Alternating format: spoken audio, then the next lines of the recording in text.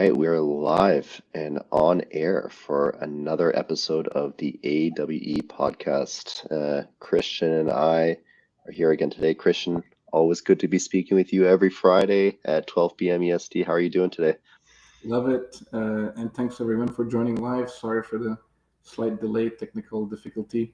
But it wasn't caused by AI and it didn't cause psychosis yet. So let's see how we can tackle this interesting subject.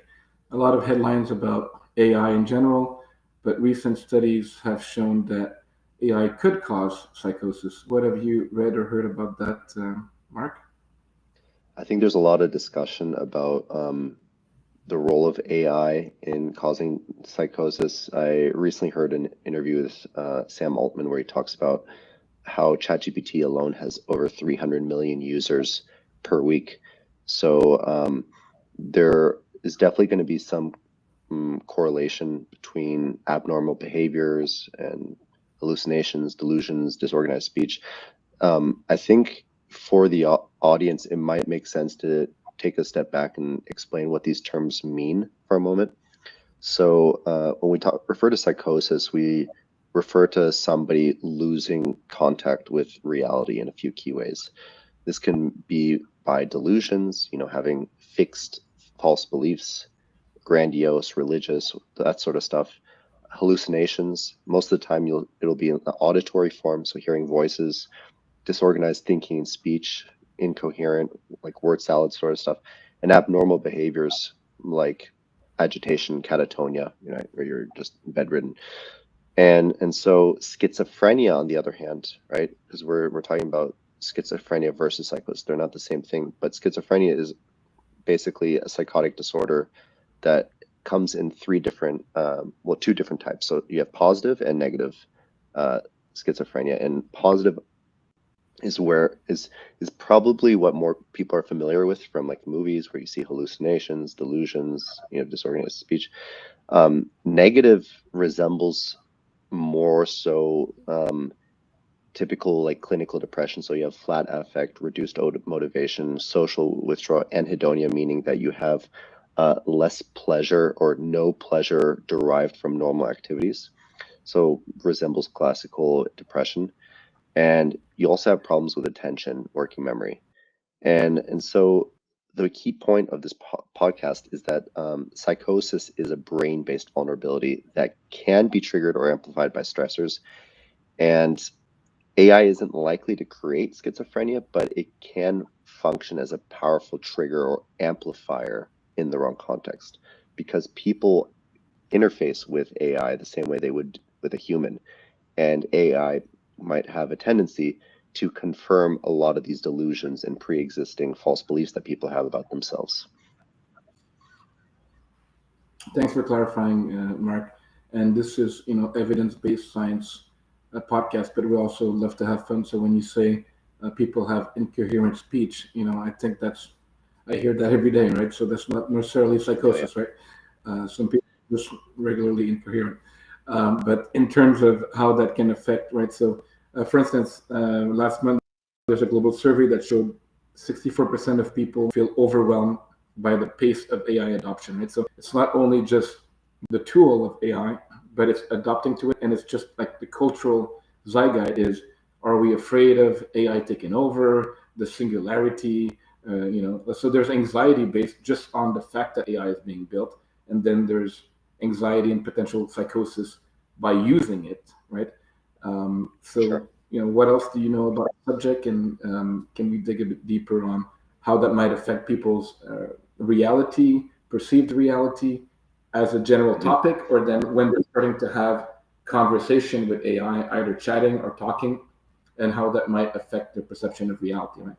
Because also in a psychological and philosophical way, everything is a perception of reality, right? So even you and I that are not psychosis, I think for now, might have a different subjective reality, right? So how does AI and culture affect those subjective reality to a point Yeah. where they might become incoherent or Well, not on a yeah. common, right?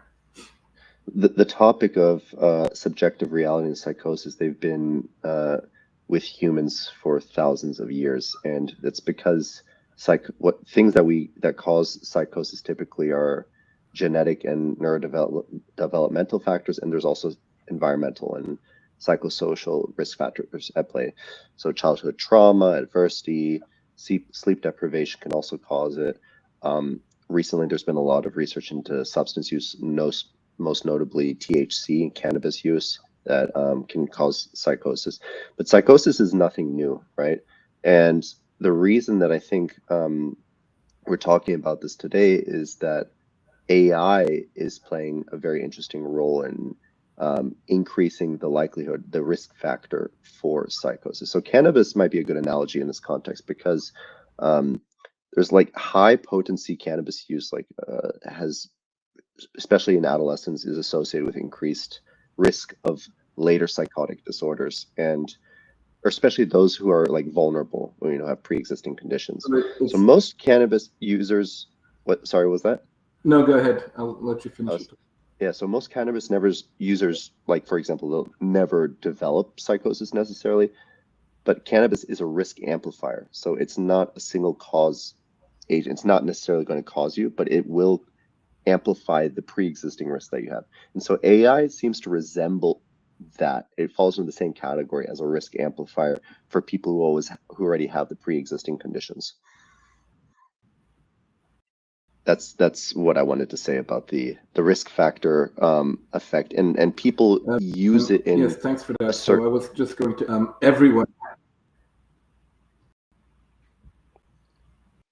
Not sure if your internet's a little bit laggy. Can you hear me okay? I'm back. Yeah. So I was just going to add that everyone has a risk of psychosis, right? So it's not just people diagnosed with schizophrenia. The human brain can have psychosis at any moment. Some have more vulnerability, as you mentioned. Might it be predetermined by birth? We know that neurodivergent people have perhaps more risk. There is this schizophrenia spectrum. There's also the giftedness spectrum. We know that people that are highly intelligent, highly gifted have more risk of psychosis episodes and developing those traits. And there's also environmental factors by learning and being exposed to cannabis or other drugs. And we know that technology affects, you studied this, technology and social media and tech affects the brain similar ways that physical drugs do, right? So those are all compounding factors that may or may not create a psychosis episode or a prolonged delusion, right? So there's something called bouffée délirante in French, which is like short-term psychosis, brief, and then there's longer-term psychosis that can last for weeks, months, and years, right? Mm-hmm. 100%, absolutely agree. There's delusion, there's paranoia, there's auditory, there's visual, there's all different types of psychosis. But let's go to the crux of the subject, because there is some recent new evidence that is talking specifically about Gen AI. So that's using all your typical ChatGPT, Claude, Gemini models that suggest that they may be factors to create or enhance possibility of psychosis. So we can look at this recent study by Houdon and Stipe, 2025, October, preprint study. So it is still going to be peer reviewed. But let's talk about a few of those findings that Houdon and Stipe talked about. I think it's a very interesting paper, and I have a few notes on this to share with you and the audience.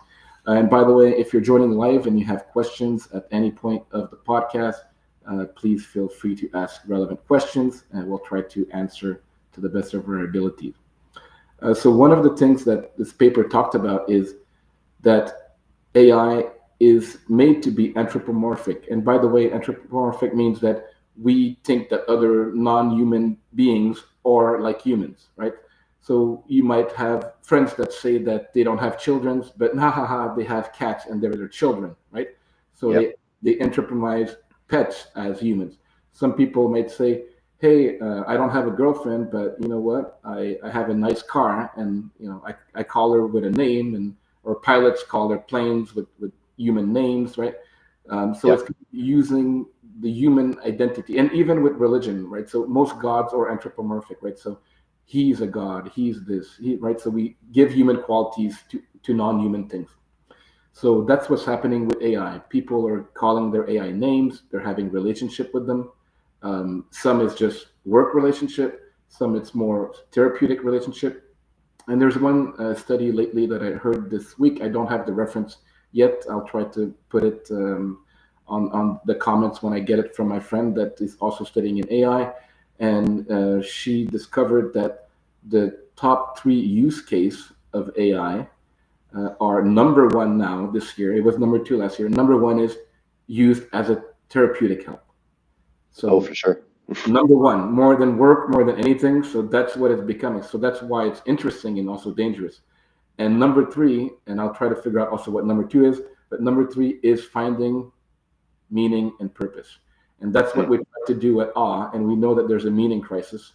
And we Yeah. try to be better than AI to help you find your meaning and purpose. But people are using this to find meaning and purpose and to help their mental health, right? Um, Yeah. so this study talks about also how AI technologies modulate perception, belief, and affect. Affect is your mood, right? Yeah. And it alters your sense of reality, and that grounds human experience, right? So there's four lenses that the paper looks at. One is that AI by itself acts as a novel psychosocial stressor, right? So it's available 24 hours a day and it's Yeah. emotionally responsive, so it simulates empathy, um, but it also might disturb sleep, well-being, and reinforce maladaptive appraisal and behaviors. What do you think about this lens, Mark? Could you explain what you mean by maladaptive appraisals in that context? I think that I'm the worst human being, or I think that I'm the best, or I think that my partner is toxic. We hear this from social media all the time. Okay. So I hear in my podcast or my scrolling, oh, my partner might be narcissistic, or my partner might be. So you say that to AI, and then AI will reinforce that, right? Yes, Yeah. So there might be narcissistic. That you might AI, have that, right? I absolutely understand not. that you're struggling with your partner, right? So the AI doesn't have the reality of talking to the whole systemic approach and seeing things that might be maladaptive appraisals. That's the case. That's an example. Got it. Yeah. So on that point, I think that AI has a tendency to be sycophantic. So it does tend to agree with everything that you ask it, and it has this confirmatory bias. Mhm. So somebody who has like these grandiose or religious delusions, they might be convinced, right, that there is a ghost possessing their sofa, right? And then they'll go and ask the AI about it, and the AI will be like, yeah, no, there's possibility, people have said in the past. And so they'll say, like, the AI chose me to save the world from all these ghost sofas, right? And just crazy things. So instead of like disagreeing, like a good therapist should be able to disagree and tell you when you're wrong, right? Challenge you. Instead, Yeah. yeah, and challenge you exactly in a way that helps you grow. But AI does not necessarily challenge you when you need to be challenged. It's a very good tool to for organizational tasks or for creating content. But as a therapist, I think that's the key is when people start to anthropomorphize it and think like, oh, I can confide in AI, I can tell it secrets. And it has these limitations. It's actually built in a way to be like confirmatory, and that can be very maladaptive for people. So I 100% agree with that. Um, and and yeah, it has this tendency to be agreeable, conversational, and persistent, and people may inadvertently mirror or partially agree with some of the things that AI says, which can like reinforce those delusional beliefs that they have. So I, Yeah. I 100% agree. He has the tendency to be disagreeable. So he's a good coach. I'm Yeah, just. yeah, exactly. No, I'll disagree. Well, we should exactly. It's always a conversation, and it's not disagreement does not mean conflict. It means actually growth, right? If you Yep. cannot have disagreements and challenge your own assumptions, others, and discuss like we're doing today, you're stuck in the same loop, right? Just wanted to, as this topic is very urgent in people's mind, What have you heard maybe from your clients or people that like, what are their fears about using AI? Maybe like as a human real story that you might have heard lately.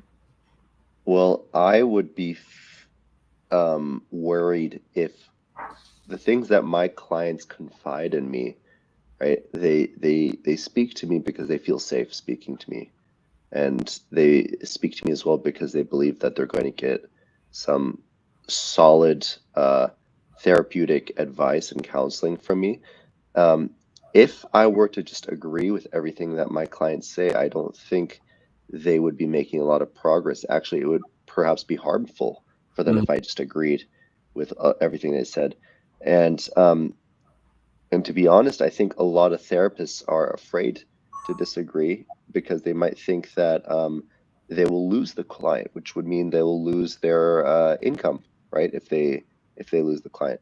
So so in a sense, right, AI almost resembles what a bad therapist does. It's like it tends to disagree and amplify the problem by focusing on it so that we can continue trying to solve the problem, right?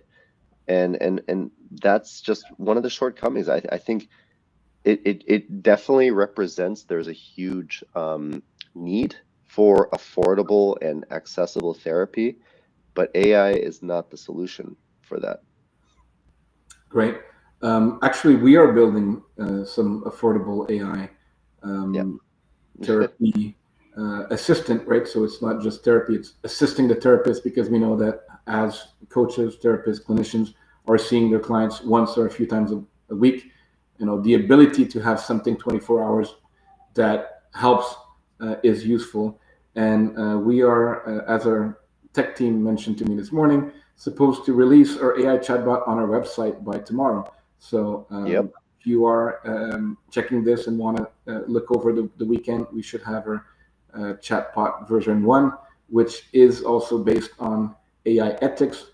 We did present this week at San Diego conference our AI findings and had a lot of interest in publishing it and working with people at the Society for Neuroscience, as well as Aisha and her team in Canada in Vancouver, Canadian Psychological Association conference, also following up on a lot of interest on that. So yeah, we are also building AI, but we are talking about the potential harmful aspect of AI, but it is not harmful per se. It is just harmful if not used for the right reason, the right purpose, with the right safeguards. And that's one of the things that the paper talks about, right? So it says, we need to embed therapeutic design safeguards into AI systems, right? So that's what we're doing, and that's what most of the AI companies are not doing, right? One other point that it talks about is like this therapeutic alliance. So as clinician therapists, coaches, when you're working with some clients or patients, the number one um, predictor of outcome actually is the therapeutic alliance. If you have a good relationship with your patient, with your client, that will predict better outcome. So now there is a new thing that's happening. There's a digital therapeutic alliance, right? So people are creating a fake alliance with the AI, and they're starting to build trust. So what the paper says is that we should design something that has empathy or compassion, like to build this trust, but that supports um, not just as we talked about uncritical validation, right? So AI is now just validating whatever you're saying. So we should not design systems that are creating this relationship, but that's not giving kind of the extra support, which is critical thinking. That's what a coach or a therapist should be doing, right? Um, what do you think about like using CBT, because we're using CBT, ACT in real life or as a potential coach, and what would be some of the guardrails that you would put in place, Mark? So it's interesting that you mentioned CBT. I did a little experiment once with ChatGPT to see whether it was a good CBT therapist. And at the time, right, I said, I gave it the prompt basically, you are a CBT therapist with experience also in ACT, all the stuff, guide me through an exposure therapy exercise that helps me overcome a fear of snakes, for example. And so it actually, it did a good job coaching me through this and saying all the right things.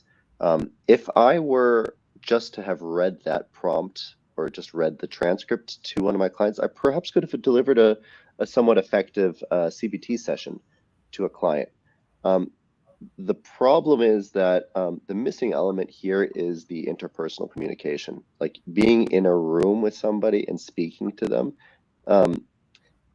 AI mimics that, but again, we cannot fall into this tendency to anthropomorphize the AI just because it sounds like a human, right? Speaking to you and me, I mean, we're not AI algorithms, by the way, everyone, in case anybody's asking, but it will get to a point where we do have deep fakes of people who are saying things and looking like people, but they're not people, and you cannot have a conversation with something like that right now and expect to have the same outcome. So in terms of guardrails, I think you have to reassure the client that they're in a safe spot, right?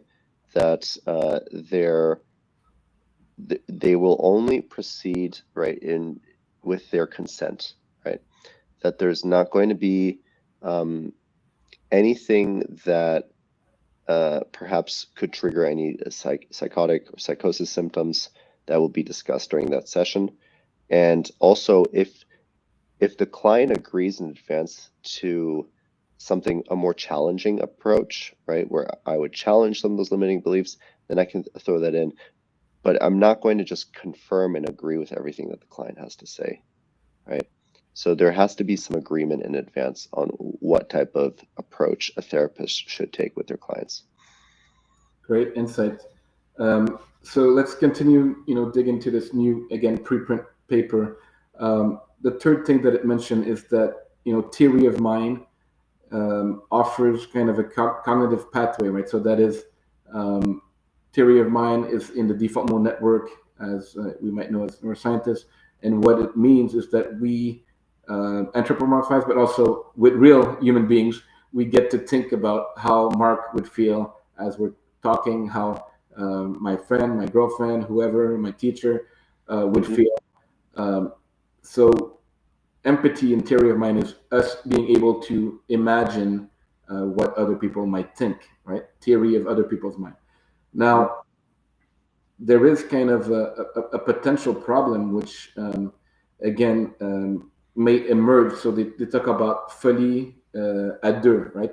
So folie à deux, it's French meaning crazy, two people being crazy together, right?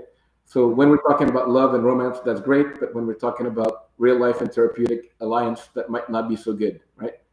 So folie à deux is when two people start to get their own psychosis and delusions together and they confirm themselves, right?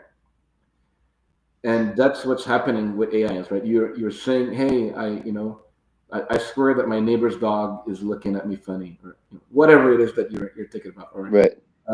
Cleopatra was my ancestor, and I know that because I read this today and it confirmed whatever it is, right? And then you're saying that to someone who's like, oh, that might be true. Oh, that right. And then you're creating this folie à deux with the AI, and then although it's actually you yourself because the AI is not a real person, but in that case, it's kind of like mimicking your reinforcing psychosis. So that's one of the mechanisms that is found to create psychosis in people. And again, psychosis is not a crime. Psychosis is not being crazy. Everyone can have psychotic episode, but using those AI, you're increasing your chance by a lot. I don't have the exact numbers, but there is more and more evidence that you're increasing your chance of having that. There is some other study that actually look the chance of having different types of psychosis and also reinforcement by. So there is some study that shows what Anthropic is doing, OpenAI, Gemini, so Google, and each one have different potential flaws in using them and creating those. We talked today about psychosis, but there's other things, and we can have other podcasts about how it also decreases your prefrontal lobe, not only motivation but ability to reason. We know, for instance, that people who use AI to do an assignment, versus someone who write them themselves. Don't even remember the words that they're using or the context much more, right? So it affects memory, it affects many things, but today we're focusing on psychosis. So the last thing that the paper talks about is the risk factors that it creates, right? So it's not only about psychosis, but it changes the individual and environmental level that includes loneliness, trauma, schizotypical traits, and nocturnal or solitary AI use. So using AI at night or alone. Um, what does that do, right? Loneliness, isolation, we know that's already a big crisis. And then AI is amplifying some of those factors. So yeah, what you're talking about are some of the indirect consequences of Yes. not just AI, but technology use in general, like isolation, loneliness, even like neck pain, right? Just from looking at the computer screen all day and not having like looking up straight like this. Um, Not caused directly by the AI, but by the use of AI, perhaps. So I 100% agree. And if the marketing team want to put up the highlighted section of the paper Yeah, that I throw it like. out there. So There some we of the go. solution, right? So the fifth solution, they talk about environmental contacts and how to remediate. But what I really highlighted is family and community education should parallel the efforts to ensure supportive environments that contextualize digital experience within Hmm. shared reality testing. Public health initiative could also promote media literacy and surveillance of misinformation, right? So a lot of information about AI. We're not here telling you the truth either. We're all only telling you what we can figure out and have intellectual discussion, science-based, evidence-based discussion about what's happening, what has been the research, and how we can do better.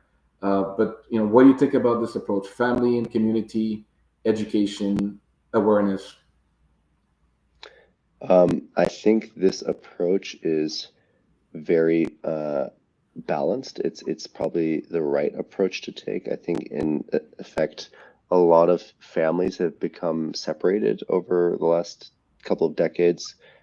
More people are spending time online, right, rather than with real people in real life. And I think we're suffering or we're experiencing the consequences of that for sure. The community has been torn apart and replaced by these online communities, which can't really supplant the need for affection and communal living like that they use. So yeah, absolutely. I think first and foremost is find a community, find your family, find a support group to help you out with this. And let's talk about AI, which is again a beautiful thing that we're using in our daily lives, that we're using For as a sure. company to help the world, but it has some inherent flaws, right? Hmm. So an AI system generate language that feels alive, right? So for someone already anxious, depressed, or detached from reality, can that be the perfect storm of, even if you're not diagnosed with anything, you're already having some bad mood or depression or Yeah, difficulty. and it, Like, and it might mimic your language as well. It might mimic the way that you're speaking and just enhance what you're feeling already, amplify it, yeah. right? So we talk a lot about purpose, meaning, and intention, right? So we want the people to have intentional use of technology, but AI might give you the illusion of intention, right? So you're saying something, you think that you're intentional, that you're going somewhere. Yes, and in agency as well. I wanted to ask you, did you see the numbers that OpenAI recently shared in internal estimates based on like saying how many percentage of its users? I'll share these numbers right here. So they estimate that about 0.07% of, and this is just on OpenAI, so ChatGPT, about 0.07% of OpenAI users, or that equates to roughly 560,000 people per week, show signs of psychosis or mania in their ChatGPT conversations. And about 0.15%, so roughly 2.4 million people per week, show suicidal planning or harmful attachment in the chatbot, right? This is very crucial information. OpenAI has access to this. OpenAI also, and this becomes a very interesting ethical dilemma about privacy and intervening, right? When somebody is showing signs of suicidal ideation. Also, I just want to point out that these numbers, they don't prove that ChatGPT caused those crises. They do show that large numbers of people in crisis are using the system. It's very important to differentiate these two things. I So think I think, yeah, I think that's very interesting. And um, like the AI can recognize some form of suicidal thoughts, psychosis. I have another paper that I will mention a little bit later in the podcast. But and talking about detecting schizophrenia and psychosis. But for now, let's just think about what those individual in need, right? And we can imagine that it's not even that 0.5. 70% of people are having issues with using tech use, not just AI, right? So, what can we do in terms of helping them reconnect with real people? Have kind of, we talked about the calm tech movement, right? So, using tech, including AI, but with a more calm, cognitively aware, emotionally aware, nervous system aware mindset. right. What are some of the solutions that you suggest, Mark? So first and foremost, another subtle, not so subtle plug, join our resets on Tuesdays and Thursdays. Those are a really good chance to learn how to be in control and intentional of the technology that you use instead of you becoming a product of it. It's a good way introduction to understanding how something like mindfulness can give you a better grasp over your impulses. I think one of the issues as well is like when you're using the internet, a lot of people do have like impulsive thoughts and then they react to them and then they search for something, right? And there's no guardrails using the internet, right? You can search for anything. So we teach people how to be more intentional with their technology use and how to better And with their life in general, I think, right? So with their life in general. but intention in your relationships, intention in your work, purpose in your work, purpose in your relationship, meaning making, shared connection. Those are the things, as Mark mentioned, that we do on the reset. Currently, there's Mark and myself that are doing it. It's fun. I love doing the resets. And yes, we talked about mindfulness. Some people might cringe. What is mindfulness? Why do you guys want to do meditation? No. So we're using some of the mindfulness concept, which there's thousands of peer-reviewed papers talking about how mindfulness and different types of mindfulness are helping well-being, wellness, focus, and all those things. So we're not doing it in a woo-woo or crazy way. We're using the science of mindfulness and incorporating nervous system understanding, neuroscience, and as well as some, philosophical concept, but always tied to psychology and well-being, right? So the idea is, get on one of those resets if you haven't already. They're on our website. You can have a free reset and just join Mark or myself, and let us know if that's helping your tech use and your life in general. That is what we're trying to do to help people, organizations, and families. Besides having resets, so the term is digital reset. It's our, I guess, way to say that we should reset and not just a video game reset, not just a life reset, but a weekly and daily resetting of our high stress environment.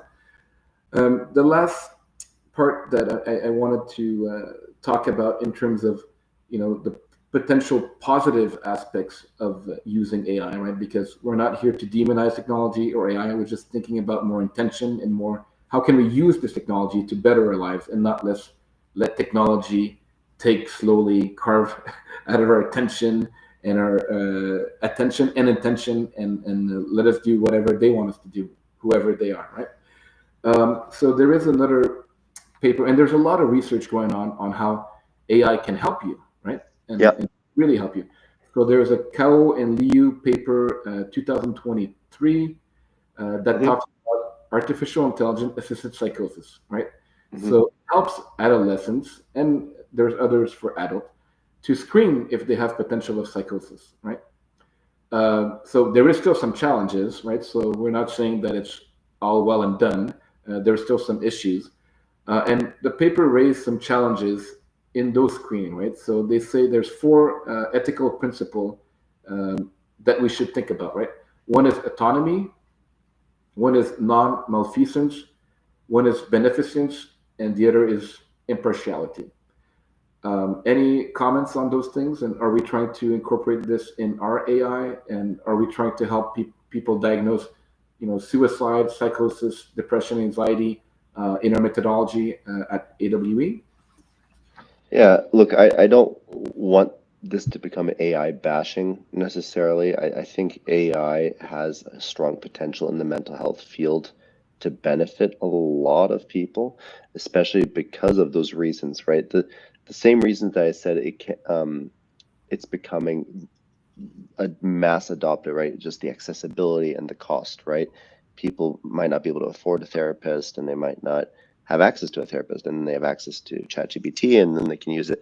But it needs to have guardrails, right? There need to be very tight guardrails and clear limits, and needs to be able to promote self-reflection, provide psychoeducation, coping strategies in an effective way, and also be able to screen for early psychosis risk, right? If somebody presents that psychosis risk, then I would say, okay, we need to put tighter guardrails on the way that somebody uses that in a therapeutic context, right? Um, and instead of just agreeing with what everybody has to say, this might not be right the way that you're thinking about this, right? So AI can be a useful like adjunct, but should not be treated as a replacement for human clinical care, especially for people with serious mental illnesses like schizophrenia, for example. Great. And we're also actively working with researchers at different institutions that have become expert that are doing actually studies. Some will be in preprint soon about schizophrenia. So that was a 2023 paper, but there will be more in 2025 and 26 coming. And we're working with those researchers to say, how can we incorporate safe models that help detect, prevent psychosis, suicidal thoughts or actions, and to create those guardrails that we talked about earlier, right? So if we're going to create AI, we want it to be useful and think about the potential negative consequence, not just about the revenue or how many users we can get. Like, how can we get people to use it the right way? And how can we also tell the AI, teach the AI when you need to connect with a human, right? So at one point, get off the AI and go talk to Mark, right? Mark would tell you that this is not true, all right? He's not Yeah. agreeing. I think sometimes people need a tough love therapist in their life to tell them that they're wrong. Exactly.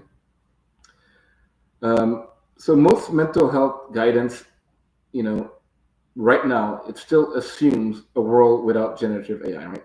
So we're like, all the therapists are not really including AI. But we know that most people are forming emotional bonds with these models, right? And sometimes during the darkest moments of their life. And we don't want to be too dark, but we know that there's been some dark things happening, and then how Yeah. like AI has not been, let's say, much of help or made things worse. What's the biggest learning that we can have from this knowledge of, AI is moving so fast, clinical psychologists and psychiatry is, we're not even knowing when the DSM-6 is going to be, and it's digital there, and is AI included, right? So can you tell me how we can mitigate this fact that one thing is moving so fast and the other quite slow? I think that, obviously we're living in a time that's things move very quickly. And I think we have to be careful not to try to attach a label to every abnormal behavior that we see, especially in the age of the internet. It's easy to. I heard this one term which is like it's something like Stockholm syndrome, but with the like some people are just throwing out like crazy terms and saying like, oh yeah, I suffer from this, and I also like I have clients who come to me and they'll say like, yeah, I try, but I have ADHD, and every time they try, and they fail, they blame it on the ADHD. And I'm like, yeah, ADHD is real. Like I have ADHD, but it doesn't mean that you need to label all of your failures as a result of having ADHD, right? That's a very limiting way perspective on life. You can try to find situations and contexts where the ADHD might help you flourish and might act as a superpower for you in a sense, but to just give up, have this defeatist attitude because of this label that's been attached to you, very unhelpful. So I think, yeah, go Yeah, on. just a quick pitch for next week's podcast. So next week we're going to be talking about willpower, and Yeah. is it something that I don't have enough willpower, or I have an excuse because I'm neurodivergent, or because I have trauma, or so how to really change life habit will be our next week's podcast. But please continue on, Mark, and looking forward to discuss the subject more in detail next week. Absolutely. So I think um, something else that I want to mention recently, I think there were a few U.S. states like Utah, Nevada, and Illinois who actually now restrict licensed therapists from using AI as a substitute for therapy, and they also prohibit marketing chatbots as full-on replacements for clinicians, right? So a lot of like the government is getting involved in this and intervening and saying like, no, like AI cannot replace the need for therapy, right? Which might be needed in some context because again, it's not just AI, but it's like the profitability behind it and trying to find a quick, easy fix solution for providing therapy might not always be the right approach in these contexts. So, another thing we talked about, we're neuroscientists, we're doing nervous system research. Hmm. Wouldn't you say that another missing piece that AI cannot do is like regulate the nervous system in a way that it can comprehend what that is, right? So it doesn't have a nervous system, and No. um, people can figure out, especially people trained in figuring that out, what is a nervous system dysregulation looking like, right? Um, the AI doesn't have those tools yet, right? And I don't think that when we're talking about like what's going on and how we can bridge the gap, um, I do believe that even we talked about mindfulness limitation. Maybe they're not neuroscientists aware enough. Clinicians have other things that they can be doing a bit better to adapt to. For instance, acknowledging that there are digital addictions, which is not acknowledged by the community yet. Um, but AI have also their limitation, which is I feel that our amazing knowledge of neuroscience and the nervous system um, cannot still, maybe in 5, 10 years, I don't know, when the AI will be a robot and can check your vagus nerve, I don't know.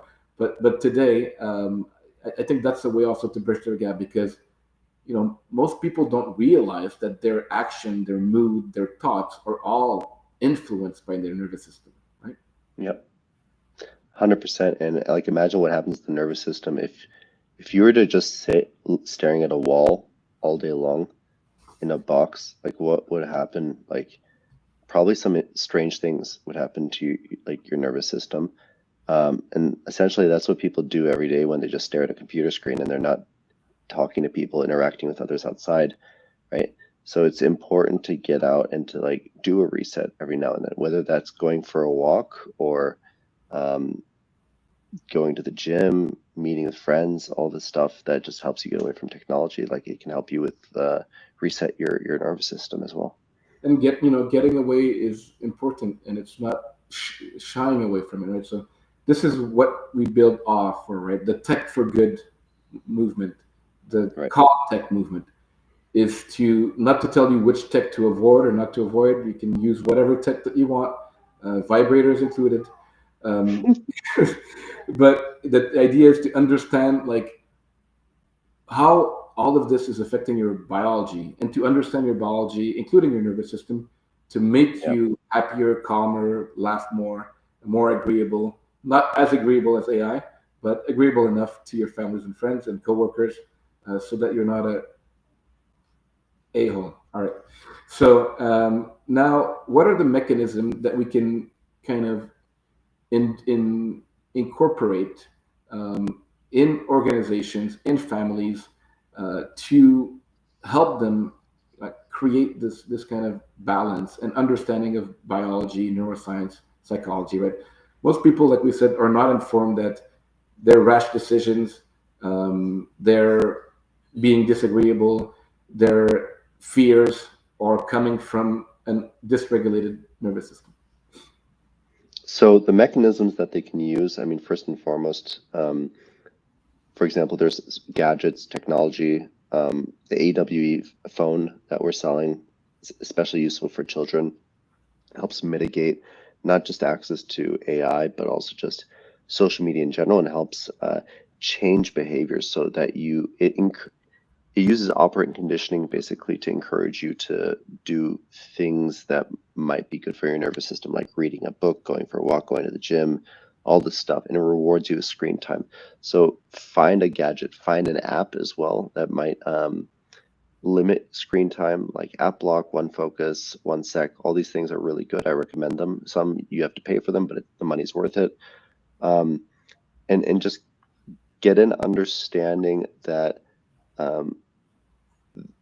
we are information craving machines in a sense, and wherever we can find an outlet, right, to provide us with unmitigated access to information, our mind has evolved in a way to be focused on that, the same way that we are attracted to honey, right, if we find it in the environment. So unmitigated access to information from an LLM or just in the internet in general can be very harmful just because of the way that the brain has evolved. And this thing called technology is coming out of nowhere and rapidly evolving. We're ancient hardware, right? The brain is like an ancient piece of hardware in a extremely technologically evolved world. I mean, just be mindful of that. Thanks for that. And when you're creating calm and perspective and happiness, we also know that this is contagious, right? So negativity is contagious, but positivity and calm also is. Peace over war, right? One person wants to be fight in war, then everyone's getting agitated or anxious and ready to fight. And we've seen this in our group sessions, in our workshops, in our resets. When one or two people are getting calmer, it affects the group. And they tell us also that when they go back to work or their family and friends, like this is kind of a way that we can spread love, spread compassion, spread calm, and help people find their balance and purpose, right? If there's one thing that people can do before using an AI this week or next week, before using it, again, intention is important, right? So what is the intent that you're trying to get? AI cannot do everything. Remember that it has limits, it has pitfalls. Use it, but make sure that you know what your intention is. Take a deep breath and say, I'm going to use AI for this now. And then when you're done, you're done. That's good. Being intentional, for sure. I also want to mention, one piece of advice for anybody who's listening who's a parent or individuals as well.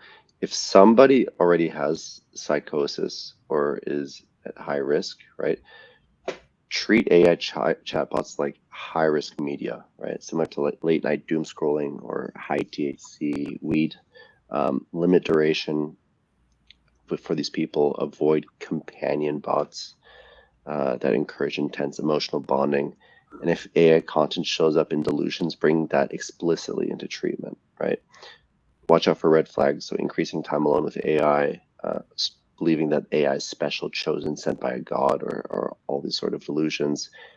And if they have major sleep disruption, disorganized thinking, encourage them to see a therapist immediately, or just get professional help in general, psychiatrist, or even ER if there's an acute risk, right? Yeah, let's make sure that our children are safe.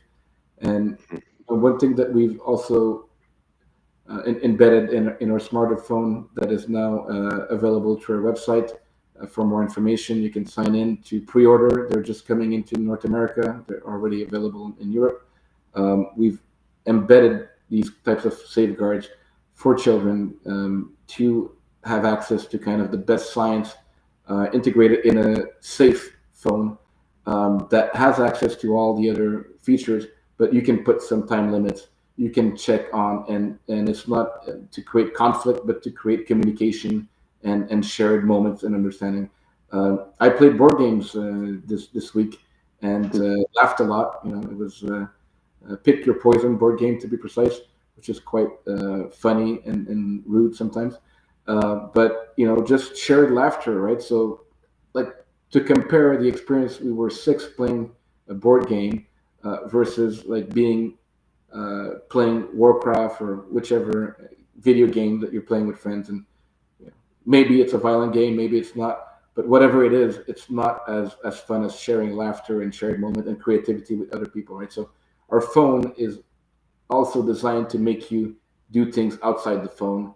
Our workshops are to help families create this play, structured play in the family, and unstructured play that children needs outside the family, with safety and understanding that your child is not safe in his room with or without his phone, that he may or may not crave or not, and hate you because you cut off the Wi-Fi, or you tell him he cannot, or she cannot do that. So we have this kind of holistic approach from the coaching, the workshop, and the technology, the phones and AI and apps that are coming to help people understanding that it's a holistic thing, and it's not about shaming people or apps or companies. It's about understanding how to be more aware and to do better.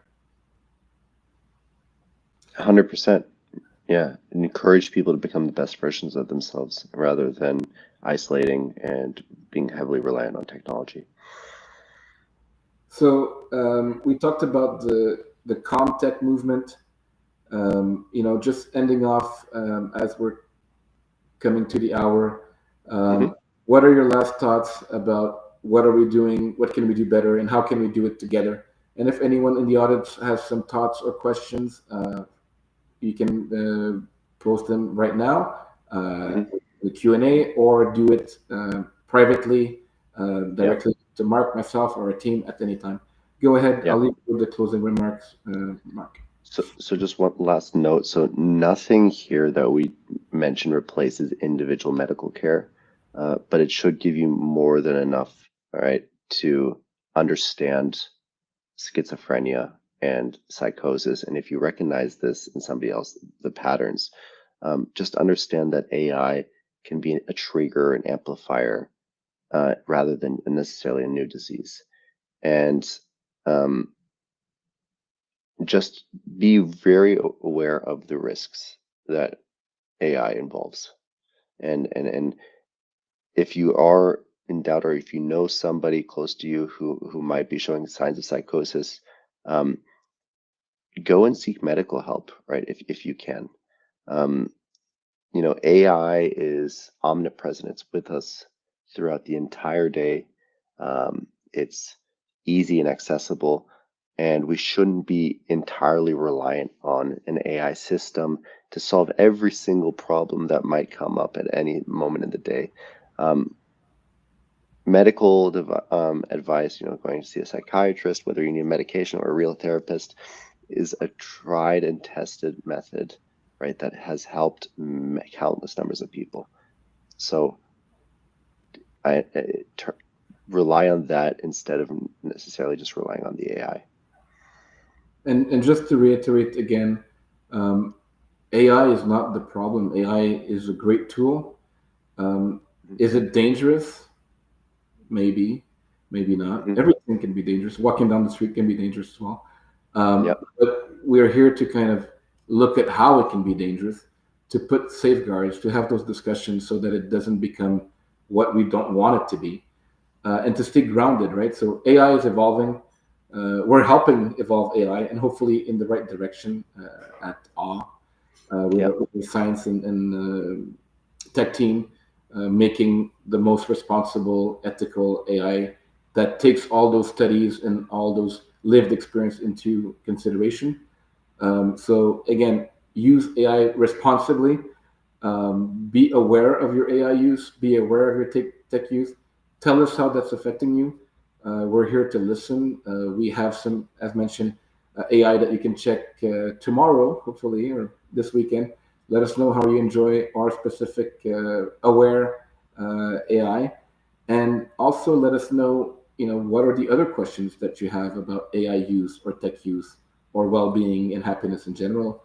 We're here every Friday to talk about those topics, and we really appreciate you being here live or watching after the live sessions. Maybe people are busy. I wish everyone a great weekend, and you can always follow us on our social media, give comments, get in touch with us and our team, and we will be back next Friday. And the topic for next Friday is willpower. So will you be there for the Willpower podcast? See you next stream. All right. Take care, everyone. Have a nice weekend. Bye. Bye-bye.